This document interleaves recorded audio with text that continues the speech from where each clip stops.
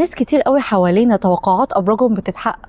يمكن انت نفسك مرة أو اتنين أو تلاتة أو أكتر شفت كده توقع لبرجك أو في حظك اليوم ولقيته اتحقق فعلا. أكيد كل ده مش صدفة. أحب أقولك إن هي فعلا مش صدفة، بس هي أصلا ما بتتحققش، هي بتوهمك إن هي اتحققت وانت اللي بتساعدها في ده ب5 طرق. أول طريقة هي تأثير الإيحاء.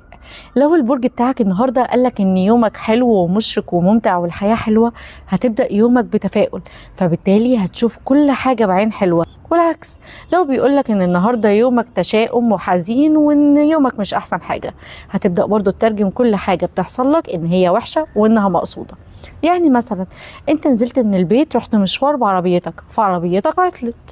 لو انت كان جايلك في حظك اليوم ان يومك سيء للغايه، فانت هتشوف اهو البرج اتحقق وفعلا اليوم مش كويس. لكن لو ده حصل لك وانت كان جاي في البرج بتاعك ان يومك النهارده رائع، فهتشوف ان اكيد العربيه باظت علشان خير ليك، علشان كان هيحصل حاجه في الطريق او المشوار اللي انت كنت رايحه ما كانش هيمشي مظبوط، وتبدا تخترع لنفسك حجج واعذار تشوف بيها ان فعلا اللي حصل ده كان خير. تاني طريقة التحيز التأكيدي، يعني دماغك بتركز على فكرة معينة جواها وتبدأ تشوف كل حاجة شبه الفكرة دي. يعني مثلا جالك النهاردة في البرج بتاعك ان خبر حلو قوي او هدية حلوة قوي جاية لك النهاردة. في نفس اليوم جالك اوفر زي اللي بيجيلنا دايما، جالك عرض على سوبر ماركت، على محل، على اي ابلكيشن، زي الرسائل اللي بتجيلنا كل يوم وبنطنشها.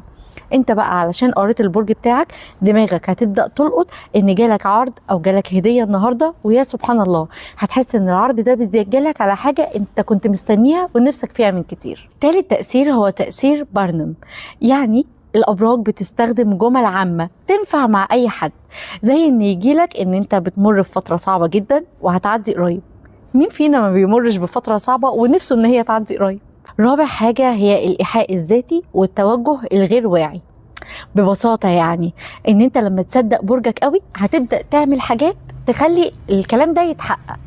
يعني جالك برجك النهاردة بيقولك اليوم مناسب للحب، فبدأت تتعامل مع حبيبتك بطريقة كويسة ولطيفة وتبقى لذيذ معاها، فهي بالتالي كرد فعل هتبقى ألذ من العادي، هتبقى ألطف معاك كرد فعل.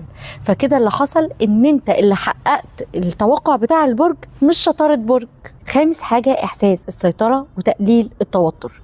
كتير من الناس بيصدقوا الابراج لمجرد ان هي تهدي اعصابهم، لان بتديلها ايحاء او بتديلهم وهم ان هم قادرين يعرفوا المستقبل ويتحكموا فيه، حتى لو توقعات ما اتحققتش، وده غالبا يعني اللي بيحصل. مش مهم، المهم ان هم مرتاحين لفكره انهم عايشين موهومين انهم عارفين المستقبل، وعادي ما ممكن مره تصيب ومره تخيب.